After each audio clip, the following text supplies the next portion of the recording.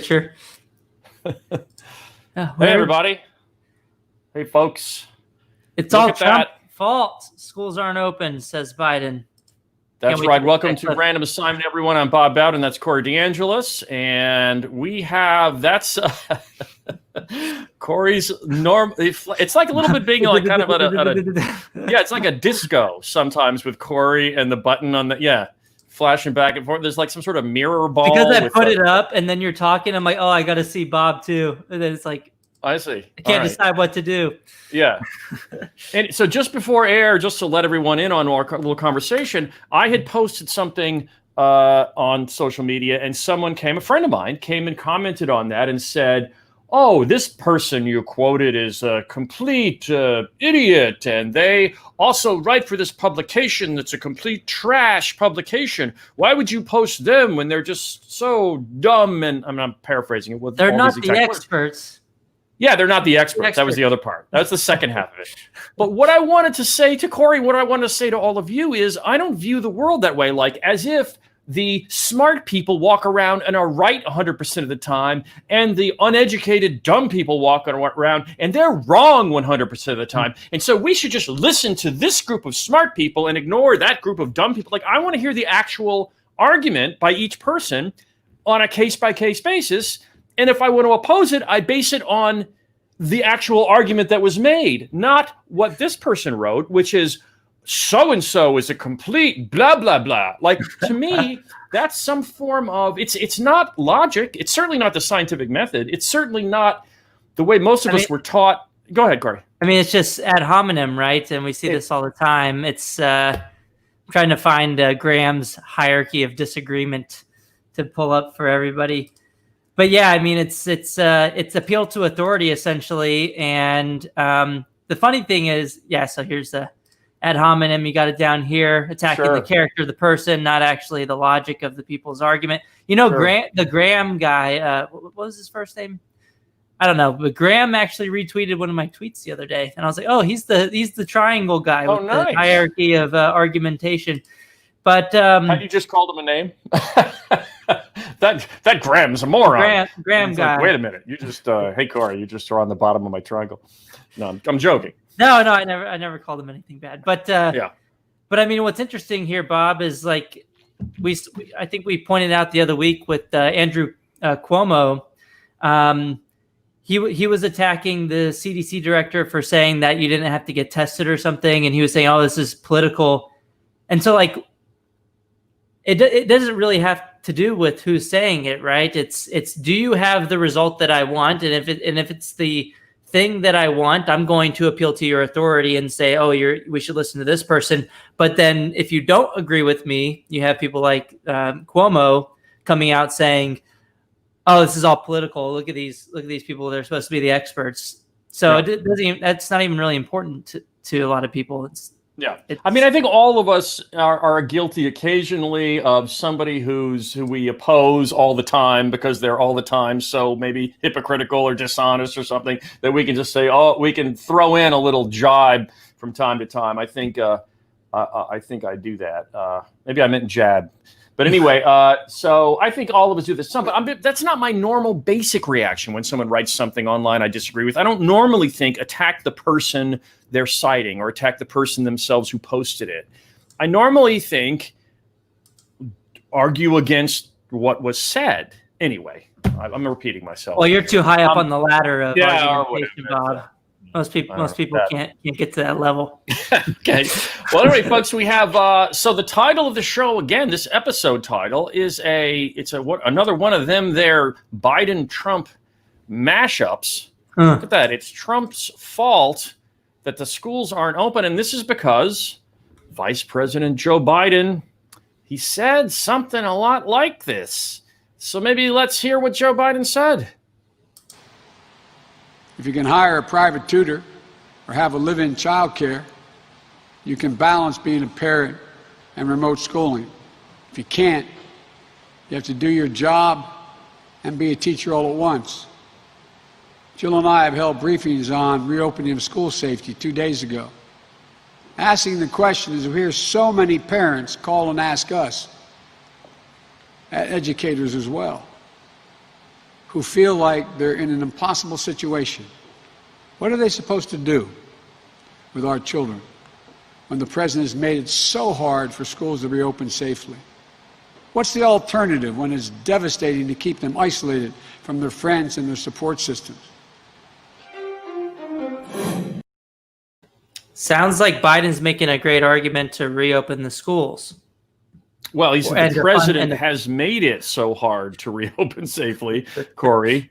So it's his fault. It must be Trump's fault, right? I think that the reasoning is that because he hasn't given like new billions of dollars to the teachers unions, you know, to Oh, well, they wanted 150 billion, but he only gave them 13 billion, and the schools still aren't reopening. But so we just gotta that's get more money. isn't that the logic you think that Biden's Yeah, referring but to? when he was starting out his statement about, oh, you know, this is really going to harm the people who are disadvantaged when the schools aren't reopening safely, you and I were probably thinking in our head, oh, he's going to call for school choice now, or the logical conclusion of that should be, okay, well, yeah, you're right that the advantaged families are going to be able to figure it out if the schools don't reopen. Okay, well, then let the money follow the child so that other families can do the same thing.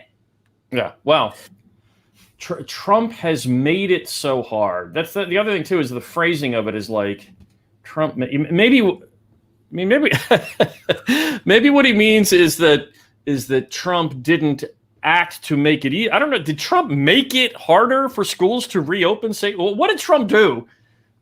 What school was saying, well, we would love to reopen right now, but Trump himself did something. He did something to make it hard. I think what he's saying, COVID made it harder, and Trump didn't spend the billions to counteract. Well, I don't know anyway. if you've seen that study that finds that school reopening decisions are actually linked to union influence, not COVID risk as measured by cases and deaths per capita.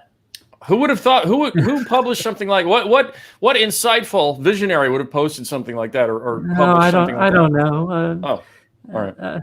Yeah, the DeAngelis guy and Makridis from MIT. It's available now at Social Science Research Network if you want to check it out. Yes, and a previous random assignment, I believe, as well too. Yeah, right. I think when my we were on the air. Analysis. Yeah, when I released it at Reason, I brought it up on the Random Assignment podcast. But yeah, I mean, this looks like it has more to do with unions preventing the schools from reopening than the president himself. Yeah. I was going to say one other thing about Biden. Oh, I know. So Biden, I don't know if you noticed there, I think his reading was a little labored there. Now, maybe it's me, maybe I'm biased, anyone can say it, but like there's something about the way he was just almost like, did you notice that? Or is that just me? That his face was almost like expressionless and motionless. You know, I used to read teleprompter as a television news anchor and reporter and stuff like that. And you do learn how to do that. Like the idea is to not have a frozen head completely where I'm reading the words on the teleprompter and they're moving right now. Nor do you want to just completely be moving all over. You kind of have to make gestures at appropriate moments that seem logical, you know, that's more like real life. Anyway. Yeah, but this has been Biden and pretty much all of his recent. I think he's gotten a little worse, but man, I don't know. Maybe I'm biased. So anyway, so that said, that's half of this presidential equation. And then on the other hand, we had Donald Trump, who spoke yesterday in Winston-Salem, North Carolina, and he brought up there were two parts of the speech. One where he referred to schools reopening and the fact that children don't tend to get COVID-19 except in extremely, extremely rare cases. And then separately, he then later in the speech talked about school choice, and we have those remarks. North Carolina has to open up. By contrast, my administration is following the science, protecting those at highest risk while allowing those at lower risk to safely return to work and to school. Go back to school. Go back to school. You ever see the statistics on young people? I don't know. They have a great immune system. Let's get some of that immune system, but they're amazing. I mean, thousands and thousands of people, and they're not even affected, very little, meaning a small percentage of 1%. It's an incredible thing. Nobody knew that when it first came here. Nobody assumed a thing like that was possible. But young people are very strong against this horrible disease. Biden opposes school choice. He opposes North Carolina opportunity scholarships. And he has stated that if he is elected, charter schools are gone. He said they're gone. And they've been incredible. In a second term, I'll provide school choice to every parent in America. And we'll also take good care of our teachers. Our teachers are very, very important to me. Very important. Nothing more important.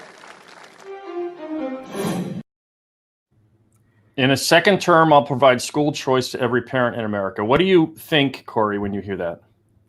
Well, I think he's repeating what he has on his second term agenda, which is school choice for every child in America.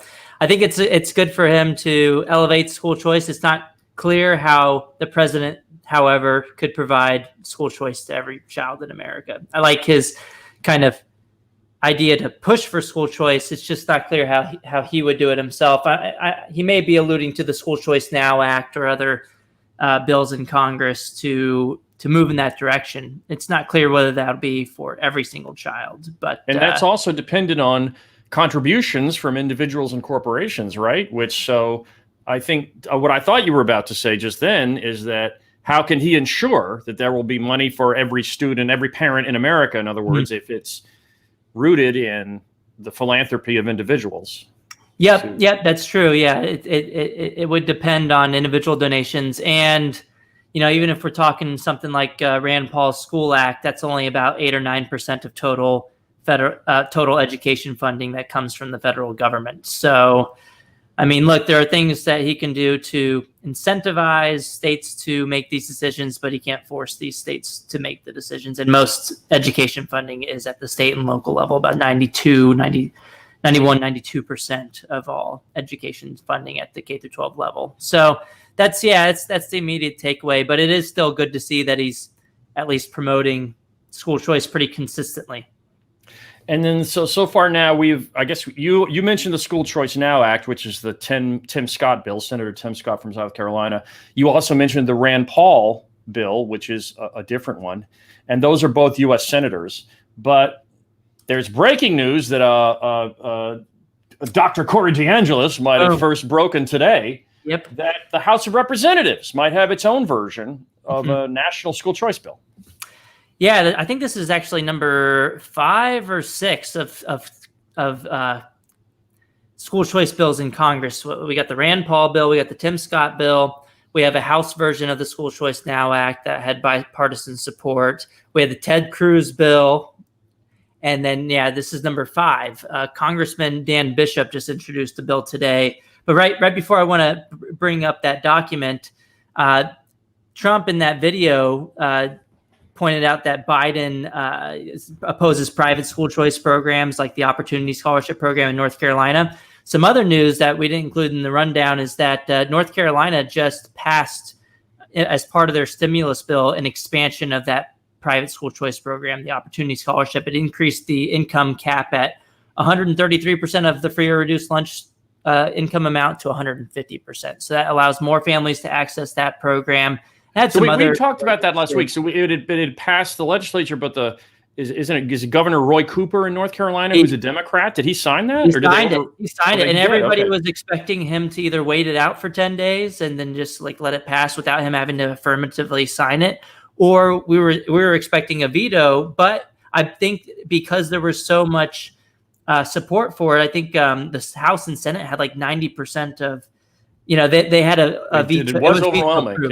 It was veto proof, essentially. So he ended up signing it, and that was a win for school choice this week. But here, look, we have another Congressman Dan Bishop, who is based in North Carolina, just introduced yesterday, but it didn't break the news until today, that he has similar legislation to the School Choice Now Act. But this is interesting in that it ties it to whether the child's school reopens for full-time in-person instruction, which, according to the Education Week database, that's about 75% of school districts in that database that are not providing full-time in-person instruction. So it would be, most students would be eligible for this this legislation. And it would, from what I understand of the bill, it would be 10% of whatever the next stimulus bill is. So if the next stimulus bill is $100 billion to K through 12 education, this says that about 10% of that, or 10 billion, would need to be allocated to students if their schools don't reopen in person. And what I like about this is they also put the term microschooling directly into the bill. So it's an education savings account. You can use it for private school tuition or fees, homeschooling, but you could also use it for microschooling as well. But yeah, what's kind of unique here is that it's contingent upon whether the school reopens in person, which is, I think, really beneficial for messaging purposes. If your school's not open, well, yeah, the money should follow the child. But from a public policy standpoint, I think it should be open to everybody. It shouldn't matter whether your school opens or not, because even if your school reopens in person, well, maybe it is actually dangerous. So maybe you should still be able to take your money to a pandemic pot or whatever it may be. And if you're, it just shouldn't be contingent upon whether your school reopens in person. That the money is meant for educating the child. It should follow them to wherever they're getting an education, regardless. But I do see why they did this. It seems to be more about the messaging behind it. That if right, and to be clear, a second ago we were talking about a North Carolina bill that affected North Carolina that the governor of North Carolina signed for North Carolina residents. This is now a North Carolina congressman talking about a United States bill, but they also put in here the bill restricts the federal government from any influence over curriculum, creed, practices, and admissions policy, and forbids discrimination against private, religious, or home education providers. So I thought that was interesting too. Yeah, so they took it seems like they took one of the good aspects of the Rand Paul bill, which was to prevent federal meddling with the program. So I think that's a good move here. And I didn't see the amount, though. Did you see any dollar amounts on this, apart from the 10% you described? Yeah, all I heard was that it was 10%. It wasn't like a federal tax credit scholarship. It was just 10% of the stimulus amount, and I believe the stimulus amount has been like 105 billion or something for the Republican version. So, but yeah, I didn't see a particular dollar amount. Oh, actually, somewhere in the bill it does say the scholarships, what they recommend would be, if you're a lower income student, it would be 100% of what you would have gotten in the public school. But if you're a higher income student, it would be some percentage of that. So they did kind of have like this kind of sliding scale type thing of different levels for different funding amounts. Okay, so go ahead. Yeah, so when you look at that kind of 100% of what you would have gotten, it seems like it would be much more than what would be available in other bills, because I think I don't know, actually it might depend on what the state chooses. But still interesting to look into. All right. And so then I was actually mad at us before the show, Corey. I was like, we've been too East Coast centric lately. There's been a lot of North Carolina news, and there was Arlington, Virginia news last week, and there was news about, DC and New York and all this stuff. And here we are again, going up the Atlantic here. This is the Rhode Island indoctrination story. What is this all about? You tweeted about this. I retweeted Robbie Starbuck tweeted about this because he found a public school teacher's curriculum on their public website. And if you go to the website, I'll just click on it here. You can go to curricular, resources. It says it explicitly that this is the curricular resources that the teacher uses. This is in a public school in Rhode Island. And if you just go to key issues in the election, they have Black Lives Matter up there, a whole bunch of climate change. And when you go into and click into these particular kind of issues in the election, they seem pretty one-sided. And I think that's what Robbie Starbuck had an issue with. So, like, for example, if you go to women's rights, if you go to like Donald Trump on women's rights, every single post is a negative thing to say about Donald Trump. Right. And so you look at it's from like the Daily Beast, Huffington Post. You go into LGBTQ stuff. It makes it look like Trump is a bad guy on LGBTQ.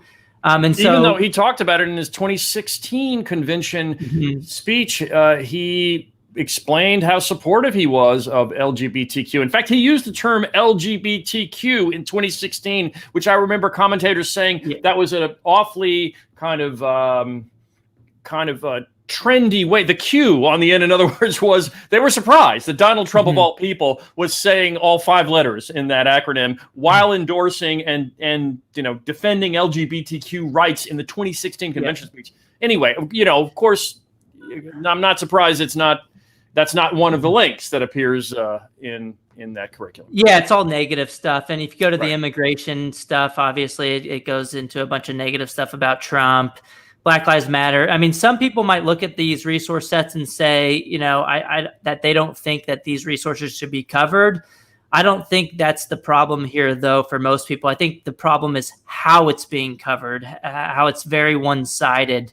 Yeah. When you look into the articles. And so Robbie Starbuck went into this and he even found that, one of the Black Lives Matter sources, this was the title, quote, "Don't criticize Black Lives Matter for provoking violence. The civil rights movement did too." So one of the, it's all positive things about Black Lives Matter, no, not negative things about the particular movement. And Robbie's kind of take was, maybe if they weren't spending so much time indoctrinating the children, he said something along those lines in the tweet, that perhaps they do a little bit better than 5% math proficiency. So he kind of dunked on them. Where are their priorities? Yeah, I mean, that's a fair point. You could, please, 5%, right? Well, I guess 19 out of 20 kids not proficient in math. Who cares? We have indoctrination. We have cultural indoctrination to get to. Let's focus on that. Yep. And so that's the main thing here. And I don't think this teacher is like a bad person. I don't think the teacher might not even know that the teacher's doing this. So anyone who sees this, please don't, be mean to the teacher or anything. I don't know about they're doing it. Please. It could be that. Yeah, but they don't know that they're like doing this indoctrination. I don't know, but I never like to assume bad motives. Here's my attempt to be charitable. Yes, is that it's likely the teacher believes they're doing something that is moral. They likely believe they are teaching children what they consider to be the only legitimately moral position.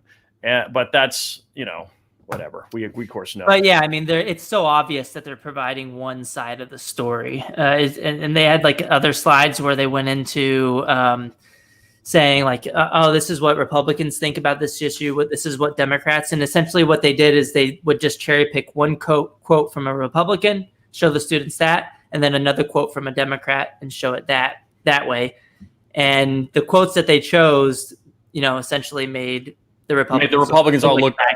Yeah. Right. Yeah, like that's so hard to figure out. It's like it's as if it's such clandestine trickery. Who could? Oh wow, it's so slick. Anyway, I roll indeed. All right. Well, speaking of this issue of indoctrinating stuff, we have a couple of school sports and gender stories. One, starting with the U.S. Department of Education, that had this, to some, confusing guidance called updated guidance. This is the word they used to call it Dear Colleague letters. Perhaps they still do, coming out of the U.S. Department of Education, sent to states around the country and big districts around the country. Well, this guidance said that, I guess it was posted to various Connecticut schools because of the big lawsuit there. But anyway, it's from the U.S. Department of Education. It said that the Education Department said transgender students still can't play on school sports teams that correspond with their gender identity, and instead should be assigned to teams that correspond with their biological gender at birth. So they should be assigned to the sports teams matching their birth gender. That's what the USDOE said. At the same time, it also said it agreed to investigate claims of discrimination based on sexual orientation, where a student alleged homophobic bigotry at a school, etc. And they interviewed one National Women's Law Center who said the two moves by the department were totally at odds. Oh, you're going to investigate examples or allegations of discrimination? Then why are you, if you're so worried about discrimination, why are you forcing transgender kids to play on the sports teams that match their anatomy or match their birth anatomy, whatever the right way is to say that? But the story here, it says it comes shortly after the Supreme Court said that discrimination on the basis of sex, which is forbidden in the workplace under the Civil Rights Act of 1964, including sexual orientation and gender identity. They said that is forbidden under the Civil Rights Act of 1964, discrimination on the basis of sex in the workplace. They said because the Education Department said because the opinion was about the workplace, it does not have authority over the Education Department's Title IX statute that affects schools. So they made that distinction, that's saying this, these are different things, workplace and schools. And one of the reasons is that schools have things like showers, and they have things like school trips where people, kids are in hotel rooms with other kids, and they're matched by gender if they're, if the football team and their kids. And their kids, yeah. And so that was kind of pointed out as well. So, of course, the usual suspects take the usual positions in this kind of thing. And then as a specific example, I wanted to also show that another story about a particular state, a trial beginning in Utah about whether girls must be provided tackle football. So it goes through this Samantha or Sam Gordon. It says, even if Sam Gordon wins her lawsuit forcing Utah schools to offer girls their own football teams, she may never know what it's like because I guess she says that she may graduate before all this happens. But she has a nearly 3-year legal battle. It will come to an end in a few weeks when at a trial in which they're going to rule on this. And let's see, here's the key phrase, quote, I have never played against the boys on the high school team because for me being a 5 foot tall and some of the boys being like 300 pounds, it would not go well for me. So it's frustrating to hear them call it a co-ed sport and say that girls have the opportunity to play when in reality, it's nothing of the sort. I thought that was kind of a fascinating quote. It starts, I have never played against the boys. Maybe you can search for that text string. There you are. That's the quote. So what is this quote saying? It's kind of interesting.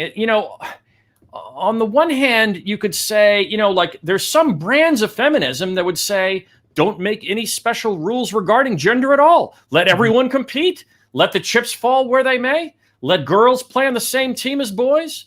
And just that would be why carve out a special different, event for female students. That's inherently treating female students differently. You don't carve out a different math class for female students, and you don't carve out, and et cetera. You don't carve out many of them have sued, male social clubs saying that men should not have their own social clubs. It should just be an everyone social club. So it's kind of interesting to see this quote where this girl is saying, look, I'm about 5 feet tall, and some of these guys at 300 pounds, I don't think it would go that well for me. I think a lot of us kind of nod our heads and say, yeah, she may be onto something there. It may not go that great for her. But then again, there's this question of, when is it, if you do create, the story we just talked about was transgenderism. This story is about something different. It's about having a, second league. Will they even, what if they don't get enough girls who want to play tackle football? It just seems like there's some pretty good likelihood of that, just to me, sitting in my chair here. Maybe, I'm not sure how much enormous demand there is from girls in high school to play tackle football. Maybe this particular girl is an outlier and she's going to court and having all these lawsuits. So it is interesting how traditional public schools, and just to go a little meta on this, Corey, how they'll often tie themselves in knots over things. It ends up in courts. Districts hire all these lawyers. It's almost it is absurd to me how much, when we see schools with 5% math proficiencies, in other words, we get involved in these vortexes of issues like this. And I think a lot of people would kind of say, this is an absurd way to spend your time and money. But anyway, nevertheless, so when you don't have a choice model and you force everyone into these certain government ministries of education, you force all these fights to happen like these. But what is your take on all this stuff? Yeah, that's the problem. That's what I was just going to add, is that you're never going to get everybody to agree on what should be placed into the school system, what you should spend the money on. And so since we have diverse viewpoints about what school systems should look like, that's an argument to allow people to sort. And so I would say, look, allow this person, instead of having them to go through the court system, give them the money, allow them to use some of that money for some type of sports club or kind of this, let them pay for the school with some of that money, let them pay for the sports club with it as a qualified expense, as an extracurricular expense, so they can compete in an all-girls football league if one is available in the area. Or they could just select a school that provides an all-girls football team. So, yeah. I mean, I think that's the best way to handle this. I mean, there are other people who might think that, maybe sports shouldn't be attached to the school system at all. Maybe it should be a private, separate thing. Maybe we should be focusing on learning. And I played sports in high school. I participated in a lot of that, and I liked it and thought it was great. But it doesn't mean it has to be attached to the school system. And yes. And doesn't mean everybody should have to pay for me to play sports. There might be a lot of people who don't want to. And again, there's a number of feminist studies professors who would have long argued that the entire concept of gender is a social construct from a kind of male-dominated society, created to subordinate and subjugate women to lower status, and we should just get rid of this. So the left often argues with the left on these kinds of issues, with transgender advocates using an epithet called TERF. They call some of the feminists radical feminists with the term TERF. I don't know if you've got TERF. I don't know if you've heard of that. Anyway, so it's often a left versus left debate in some of this, but I don't want to overindulge it. I just thought it'd be interesting to some of our viewers, et cetera. But you have an item number 6. We probably should have had this up higher in the show, Corey. Yeah, what the heck? I almost forgot about this. Yeah. Who's this guy? Look at that. So Patrick Wolf, my advisor, it's a pre-mustache Corey. Yeah, what the heck? I need to redo this headshot.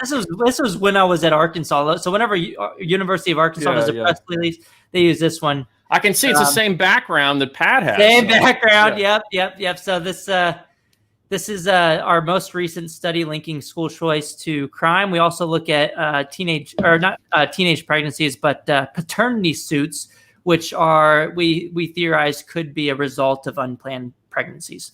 But we found that exposure to the Milwaukee Parental Choice Program is associated with large reductions in drug crimes, property damage crimes, and a 38% reduction in paternity suits. And so this just got published in peer-reviewed form at the Journal of Private Enterprise.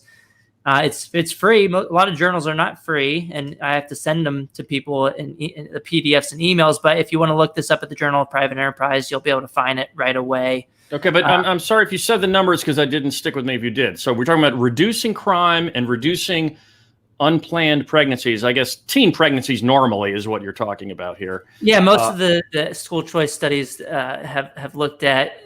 There's only a few that have looked at the relationship between getting into a charter school or a private school choice program and teenage childbearing, and people are going to immediately people are going to immediately question you for saying, "Oh, but don't you see this is a self-selecting thing?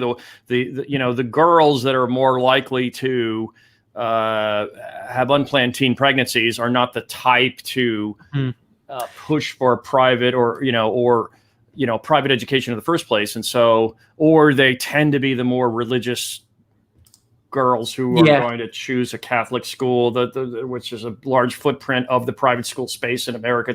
I'm guessing you controlled for that. Yeah, so we do a propensity score matching technique. It's not a random assignment study like the name of our podcast, but it's the next best thing with the data that we had available. We controlled for a ton of different characteristics, from income to single parent household status to the age of the student, the grade of the student, the race of the student, the baseline test scores of the student. So we had a ton of of these descriptive control variables, including location, what neighborhood they grew up in, which is a pretty important control variable as well. And even after controlling for all those things, we found that exposure to the program, the private school choice program in Milwaukee, was associated with pretty significant reductions in crime and paternity suits by the time the students were around 25 to 28 years of age. And we also used student level data here. So we were able to look up individual criminal records for around 2,200 students. And in the online system, we were also able to find if they had a paternity dispute. Is it argued that part of it is because there's moral education going on in the religious schools in Milwaukee that accept vouchers, and that's actually having an effect on behavior? Yep. We have a few theories. One is that you could be relocating to a location that has a more advantaged peer group, and maybe the peers that you get into kind of discussions with or whatever that may be less likely to influence you to engage in risky behaviors. And that still would be the effect of the program with that theory, because part of the program is that it gets you that relocation. But then also, we theorize that it could be the religious aspect of the schools with the moral education. And I'm not a religious person myself, but I can see how that could be a benefit of the private sector that the public sector is not allowed to participate in. And then it could just be competitive pressures, right? That the private schools know that they need to cater to the needs of the families, and the families want safer schools for their children. They want better cultures for their children, and they want the schools to shape character skills for their children. And so they choose schools based on all of these different dimensions of quality. And so we think that's another one of the strongest theories for why we might see this. And look, this isn't a random assignment study, but there are a couple other random assignment studies that have found similar findings. Dobby and Fryer, New York City charter schools, they looked at charter school lotteries and found a complete elimination of crime for male students that won the lottery, which was a 4.4 percentage point reduction. They also found about a 59% reduction in teenage pregnancies for female students. So that's kind of similar to our findings. And the reason charter school lotteries actually are a random assignment model is you have a bunch of people all in one room. Some win the lottery, so they are all there. That group is already self-selected to be in that group applying for a charter school. Some win the lottery and go to the charter. Others lose the lottery and go back to the regular district school. And then you can use that group and then track what differences there are from that population that was already a self-selected population in the first place. And the only difference in, aggregate difference is whether they won the lottery for the charter. Yep, that's exactly right. So with those random assignment studies, which is part of the reason why that's the name of our podcast, is that it's the gold standard of research design, and you can't really say it's the effect of the family background or any unobservable characteristics. You can pretty confidently say it's the effect of gaining access to the charter school or voucher program. But right, so you mentioned a study about the vouchers you just published. So then we just talked about, you said other charters. Well, this is another study, this one about charters closing the achievement gap. Our friends at Harvard, Paul Peterson and Denise Shaquille, publishing this in the 74. They say over a 12-year period, charter school students made gains in reading and math on national achievement tests roughly twice as large as those made by students in district schools. And this appearing today in the journal Education Next. I think it's from today, right? It says Black students and those from low-income families made the greatest improvements over time. And after trailing in both subjects in 2005, students in charters caught up with the district students by 2017. We loaded. In fact, I sent you both of these. I don't know if you can pull them up. Right here, yeah. Okay, so you can do it that way too. But go to the first one though, because I thought it was unusual. It looked like the gains were for Black kids, but not so much Black and white kids, but not so much Hispanic kids. And I was surprised by that. Are you? Yeah. Why would we be seeing no Hispanic gains? I don't understand why we wouldn't see it for the Hispanic students. I mean, for the Asian students, you might say that, well, it's a small population, and so there may not be enough statistical power, but Hispanic Americans are a pretty significant portion of the population. So yeah, it's a larger percentage than Black kids, I think. Yeah, so it's at least across America. Interesting that I didn't read deeply enough into their study for them to to see if they theorized as to why that could be the case. But okay. But then to go to the other chart too, just to show our viewers, and we'll just kind of chat about that a bit. And so we have here, see these 4 lines: district math, district reading, charter math, charter reading. So the 2 higher ones are the 2 charter ones, as you can see there. And then it seems to be over time. And this is the kind of chart where I guess they normalized everything to be the same in 2005. And they just, is that when all kids are starting, the starting point? I think so, because they're mostly looking at trends in achievement growth. So I'm guessing they used 2005 as the base year, and then 2017 as the most recent year, and they looked over time. So 05 is the base, and then they're showing the projected growth is higher in the charter sectors for math and reading than the district sector. Is that chart about the charter schools improving, or is it about students improving over time? Do you know? It says the image compares the performance of charter school and district students on the NAEP exam between 2005 and 2017. So I'm guessing they have individual student level data too. All right. Well, anyway. All right, good. Well, I guess that's, I don't understand it well enough, but I'm still not quite sure if it's about a student learning more. Is that 2010, in other words, tracking the student? Well, I guess it wouldn't. It's showing. Are we seeing their growth, achievement growth over time relative to 2005? Okay. This looks like a 25% growth in the middle here. Right. This is, in other words, is but I get your question. Is it a student? Is it the schools that are improving? Go ahead. I think this is like school level observations, and like this little dot would be the charter schools. All right. I'd have to look deeper into it, but I don't think like this is a student here that's moving over time. I think it's the charter school sector. The schools themselves are improving, right? That's what I suspected as well. All right. Well, anyway, so let's move on. So let's. So we have. Go ahead. I just want to point out, Wall Street Journal actually had featured a story about the study too by Paul Peterson and Danny Shaquille, called "The Charter School Advantage." So if listeners want to go check that out, you can read more about their study in the Wall Street Journal. Okay. So I threw this in the list. I have it under you there. The Philadelphia Inquirer. This is an anti-online charter school editorial, Corey. Yeah, thanks for giving me this one. I mean, it looks like an attack on Philly charter schools, which is pretty interesting because there's a lot of families switching to cyber charter schools. I mean, we saw Philadelphia School District reported that they expect about an 18% jump in the virtual charter schools this year. So people are voting with their feet to the charter schools, and look, like this seems like a pretty tone deaf kind of article, just like how Elizabeth Bartholet attacked homeschooling when everybody was homeschooling.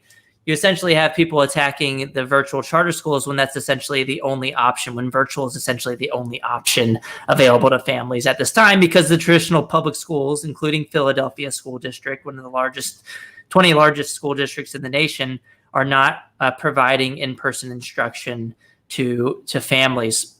Yeah. And of course, the 18% jump is interesting. You also realize now why I was annoyed by how East Coast centric we are on this program today. It's another Philadelphia. But the other part too is that, they talk about, the budget comes from the district. That's this hand wringing awful thing. And they also complain about how it's the same funding per student in the online school as it is for brick and mortar schools and brick and mortar charter schools. That is not, I don't think that the district, but they say even though the costs are far fewer. And I wanted to get your thoughts on this idea that, wait, why are we spending the same per student when they have they don't have to have a building, and they don't have a cafeteria, and they don't have janitors, and they don't pay for heat in the winter? What, for the kids anyway? Because we're funding we're supposed to be funding the child. It doesn't matter where they take those dollars. If that's better for them than the brick and mortar setting, they should get that money. But the reality is, in Pennsylvania, the charter school sector gets about 27% less money per child than the traditional public school sector. And look, I don't think anybody here in the Philly Inquirer in this article is arguing that the traditional public schools should get less money for their cyber students because in Pennsylvania they have tons of students using the cyber programs, but they get the same amount as the traditional public school students. And they also cite in the story that the Stanford Credo data does show underperformance in the online learning sector. And it's something that you hear a lot. In fact, even the National Alliance for Public Charter Schools has in the past had hand-wringing concern about what they're the charter association, about what they consider to be underperformance of online charters.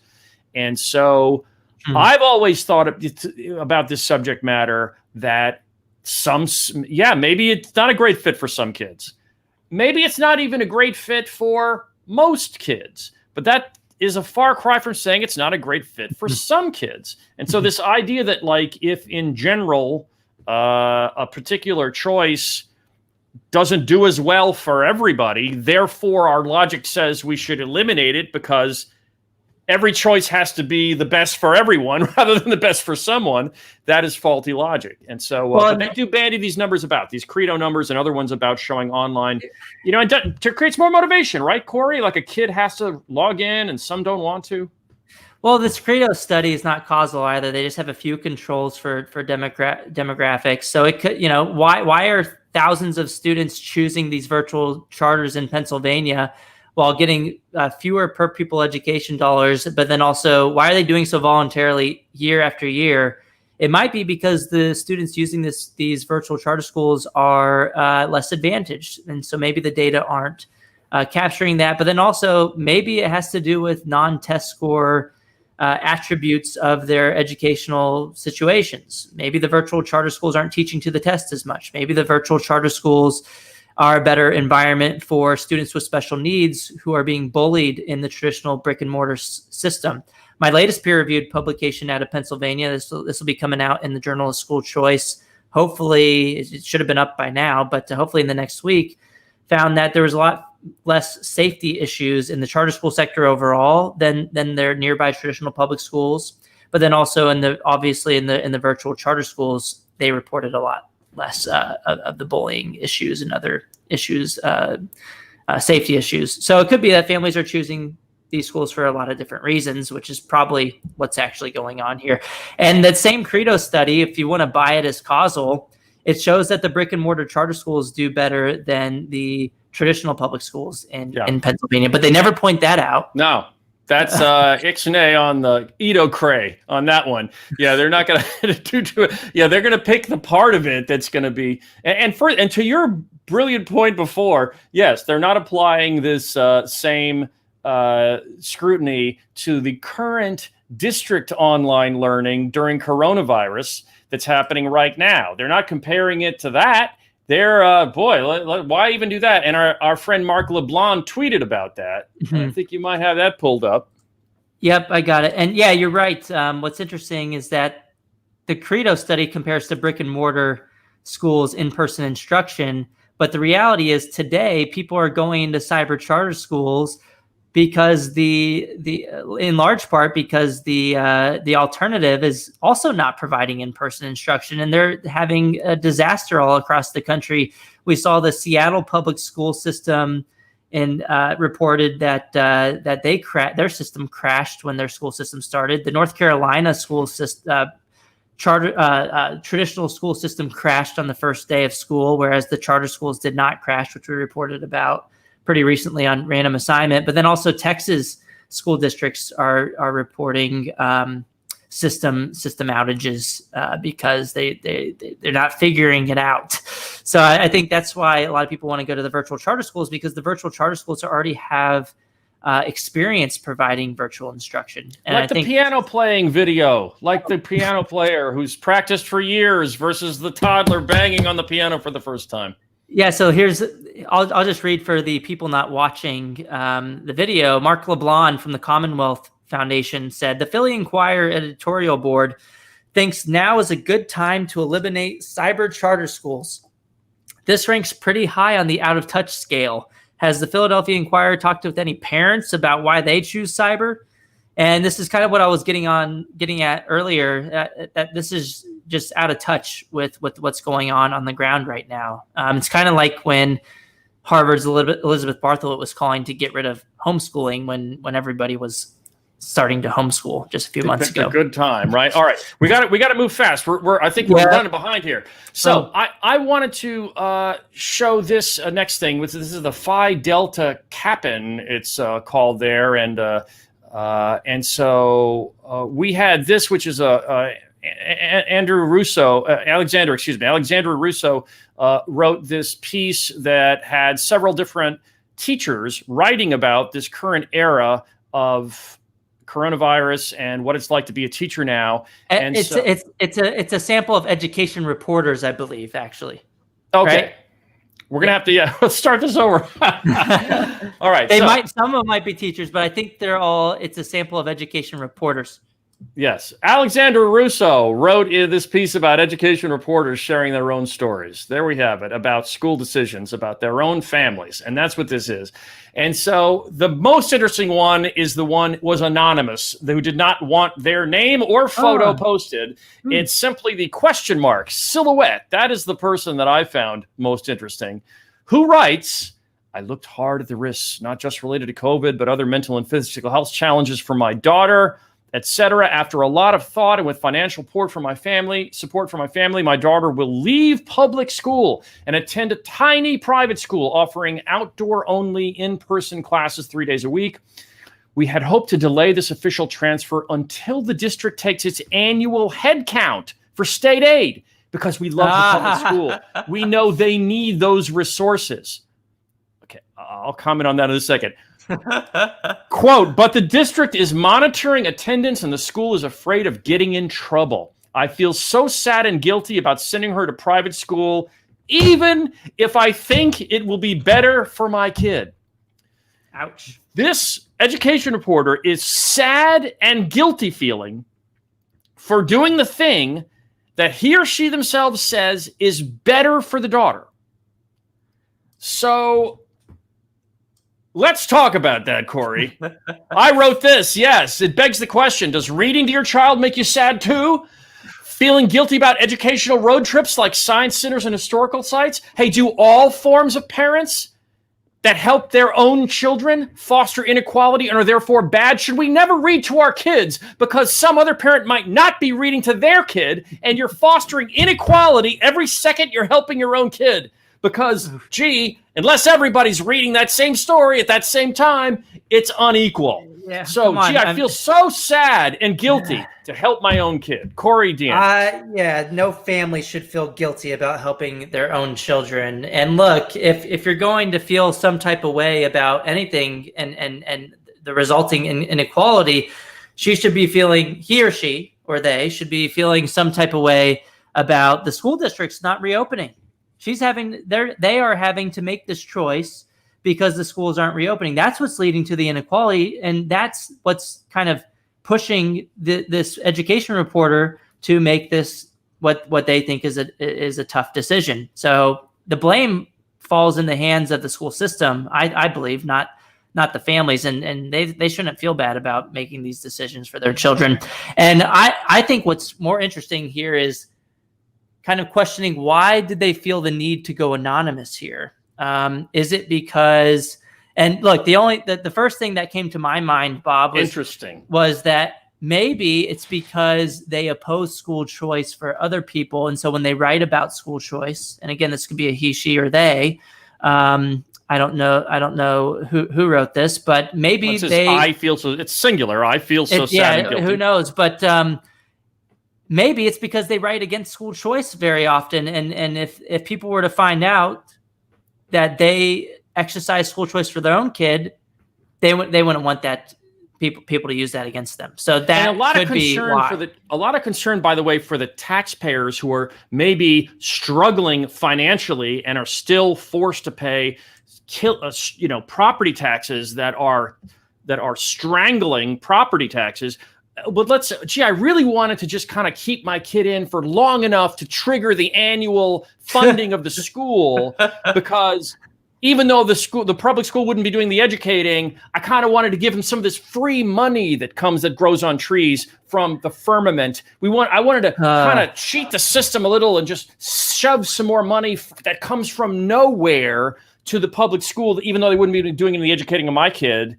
But it turns out they're looking too carefully at this, and so I couldn't get away with cheating the taxpayer on having the taxpayer pay for an education that the public school wasn't delivering. So I feel bad. I feel bad about getting access to a better education for my child, but I don't feel bad about trying to defraud the taxpayer and people paying for all these things. Right. That doesn't make me feel bad at all. I I don't need to go anonymous for that, and I'll go ahead right and tell you proudly that we tried to hold off until after the enrollment count date. Yeah, they're billionaires. They're all the billionaires, the taxpayers. All right. Anyway, so go ahead. So Corey, you have breaking news today. Oh, more in Pennsylvania. Oh yeah, we are so East Northeast. Coast today. Okay, go ahead. We'll get to some another location, but Pennsylvania families just filed a petition to reopen their schools, and they make a pretty compelling argument. They go and they point out that the school code in Pennsylvania requires the schools to be open for 180 days, and specifically, it says that all public kindergartens, elementary, and secondary schools shall be kept open each school year for at least 180 days of instruction for pupils. They go on to point out that the school code does allow for 5 quote unquote flexible instruction days, which can be online, but that part of the school code only says that the only exception for that is in the 2019-2020 school year. Well, guess what? We're in the 2020-2021 school year now. And so according to the school code, schools not reopening for in-person instruction available to all families is not in adherence to the Pennsylvania Department of Education school code. So you have this. What are we talking? We're talking about a petition. We're talking about a petition to open schools. What is the sort of force of a petition, or Pennsylvania? What is the sort of authority or governance mechanism or structure? Or what does a petition do in Pennsylvania? Can they force the law? Well, I'm guessing they're taking this to courts now. So here, I posted the petition online. It looks like a legal document.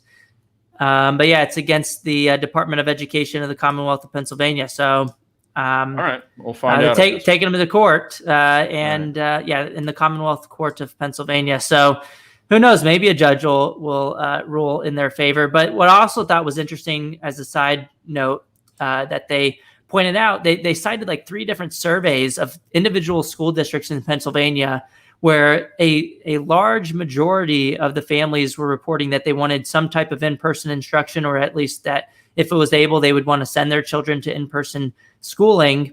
One survey had over 75% of the respondents saying that they preferred some form of in-person start to the school year. And then another one had 82% saying that they would be very likely, or at least somewhat likely, to send their children to school in person if permitted to do so. And those same school districts voted overwhelmingly. The school boards voted to keep the schools closed and to not provide in-person instruction. So what's interesting is they're also pointing out that, look, these decisions aren't being made in accordance with the values and the needs of individual families. Okay, so let's move away from the East Coast to a place called Flathead. Flathead County might seem like almost a disparaging term, but maybe they're talking about a flathead screwdriver. I don't know, like not a Phillips head. It's a flathead. Yeah, I don't know. It's in Montana, right? This is Montana. Tiny place. This is why we focus on the East Coast, right? It's because there's more people, I guess. Montana's beautiful, by the way. I just want to say, I was there when I was a kid one time in a family vacation, and I don't think it's exactly breaking news to say Montana's beautiful. But anyway, I wanted to just show this because these issues are even happening in Flathead County, Corey. Yep. 715 homeschool students last year, potentially 1,200 by next month. So we are talking about a near doubling, I guess you could say. 70%, about 70%, I think. Right, of this. And the Office of Public Instruction say, I guess, statewide, 3.5% of Montana students were homeschooled last year. So I guess we don't have a percentage in Flathead. We just have the. Yeah. But anyway, the whole point is this stuff is happening all over, and I have very little else to say about the homeschooling surge in Flathead County, Corey. Well, I was excited to get a story from Montana.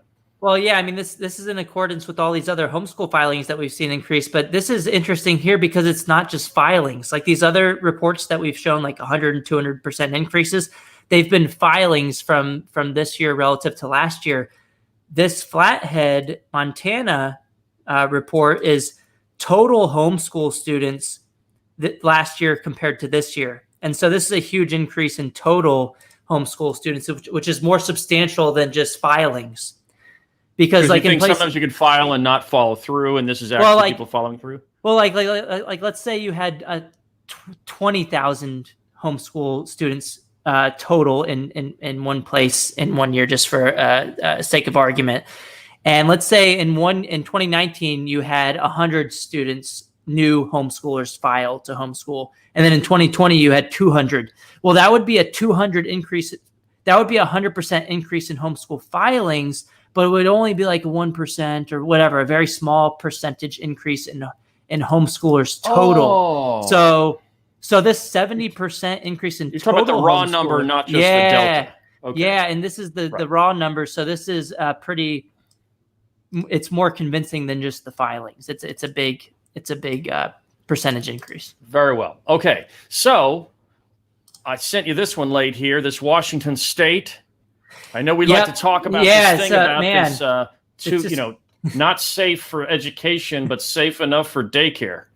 Yeah, this keeps happening, and I didn't even know about this until you sent me this right before the show, so I'll probably tweet about it too. Liv Finna is at the Washington Policy Center. She's great. I'd recommend going and following her work.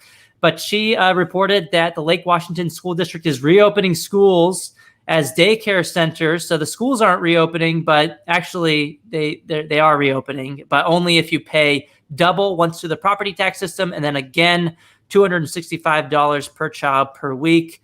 Essentially, I would argue that at this point, this is a form of extortion. Just imagine if a private school did this, or if they took $15,000 in tuition payments from you and then said they weren't going to reopen, their doors, they weren't going to give you your money back. And but by the way, they would reopen their doors if you paid them another $15,000. That would be obviously considered extortion in the private market.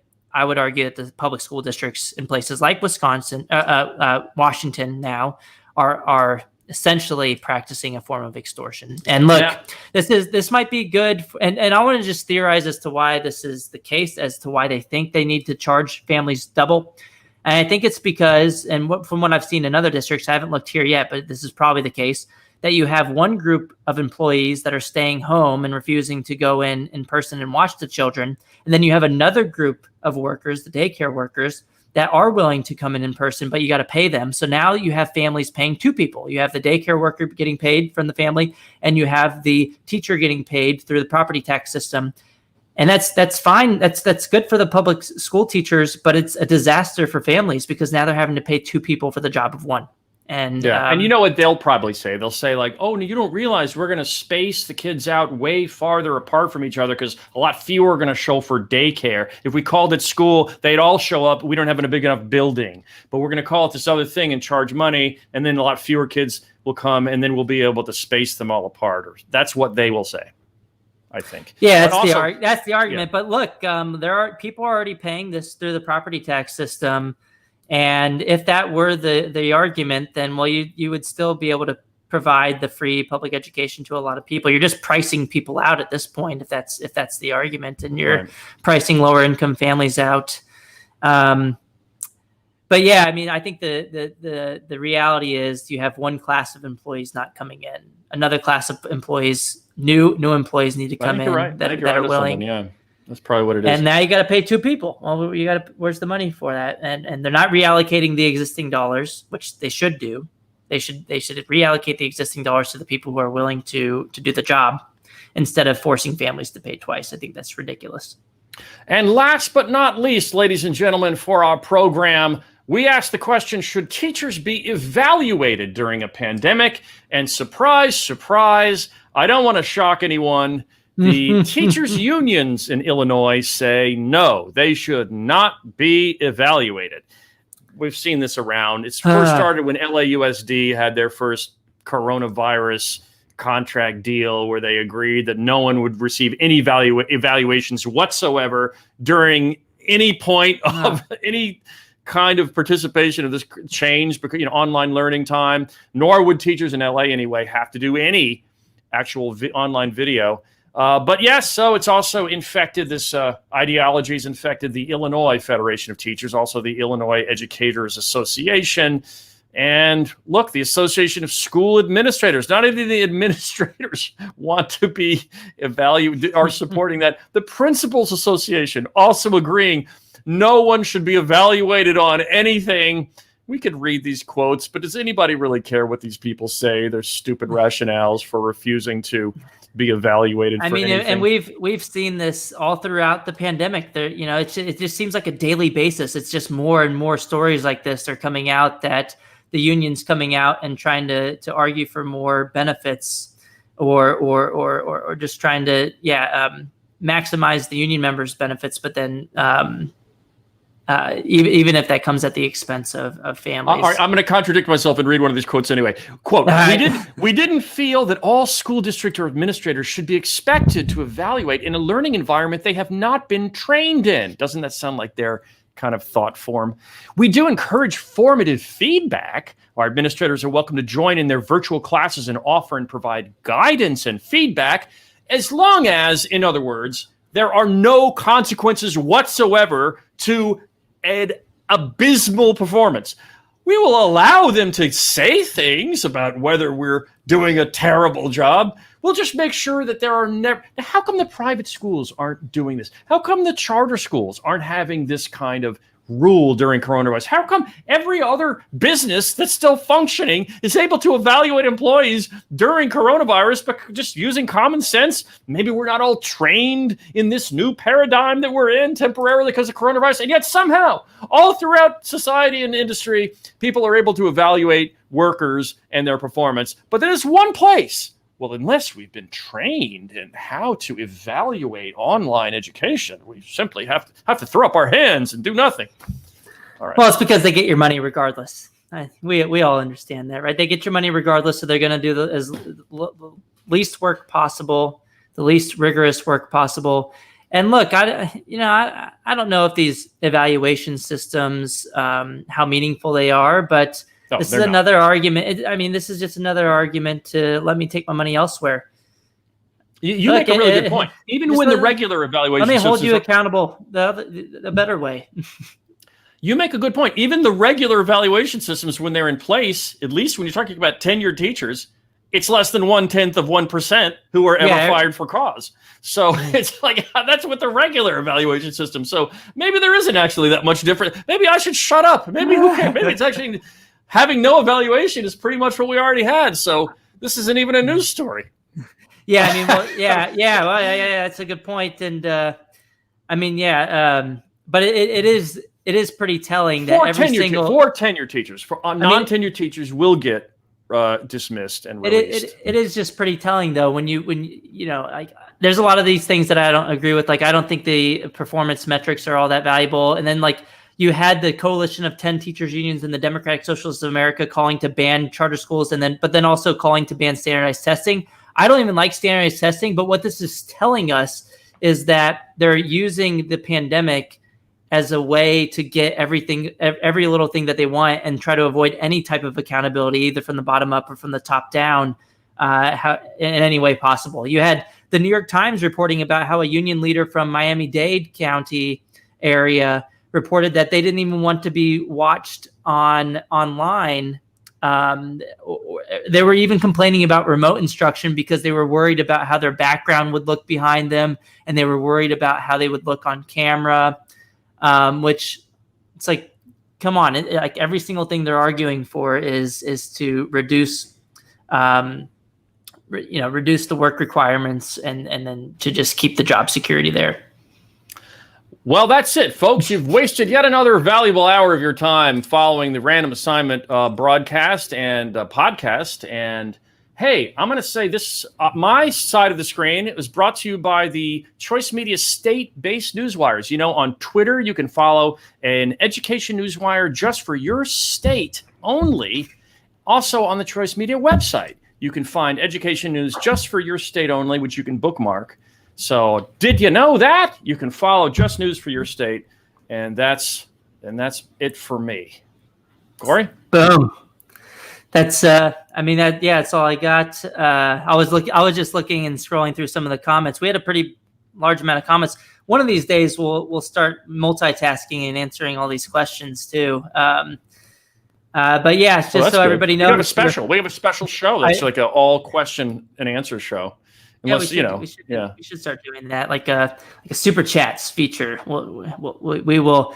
Oh, that's maybe cool. we'll start. That's a cool maybe idea. we'll start dedicating like the last 15 minutes to questions or something, so that we could, because we are getting a lot, and I do go through and I read these after I jump off. But we need to start doing like a specific time period. I think that'll be great, and but look forward to that on a future show. Hopefully next week we can start doing that. All right. Thanks, everybody. Hope you had a nice Labor Day holiday weekend. See you next time. Have a good one, everybody.